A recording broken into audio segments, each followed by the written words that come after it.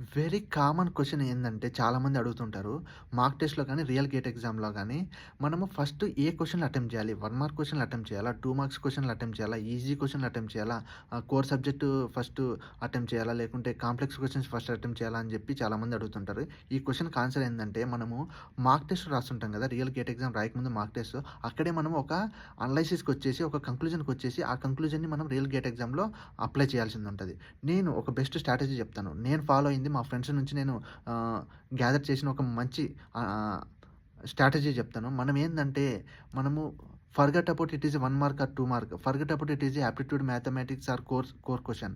Just start with the question number 1. If you are sure 100% sure and you can solve in span of ah, in less time rather than taking more time. చాలా time తీసుకోకుండా మనం క్విక్‌గానే solve చేయగలం అనిపించిందనుకోండి, మనం ఆ క్వెషన్‌ని attempt చేయాల.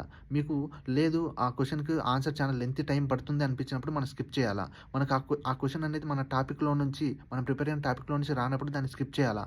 అట్లా మనము ఆహ్, మనం 100% ష్యూర్ ఉన్న మాత్రమే ఫస్ట్ మనం అటెంప్ట్ చేయాల్సిందుంటది. మిగతాటి స్కిప్ చేసి మనకు లాస్ట్‌లో టైం ఉంటే మనం రీబ్యాక్ వచ్చేసి మనం వాటిని అటెంప్ట్ చేసుకోవాలి. అంతేగాని మనము ఫస్ట్ 1 మార్క్ సాల్వ్ చేస్తా, ఫస్ట్ కోర్ సబ్జెక్ట్‌లో ఈ ఈ కోర్ సబ్జెక్ట్ ఫస్ట్ అటెంప్ట్ చేస్తా, ఆప్టిట్యూడ్ ఫస్ట్ అటెంప్ట్ చేస్తా అని చెప్పి మనము క్వెషన్‌లు ఎత్తుక్కోవడంలో టైం వేస్ట్ చేసుకోకోకుండా మనము 100 ఫస్ట్ క్వెషన్ నుంచి అటెంప్ట్ చేయడం చాలా మంచి స్ట్రాటజీ అని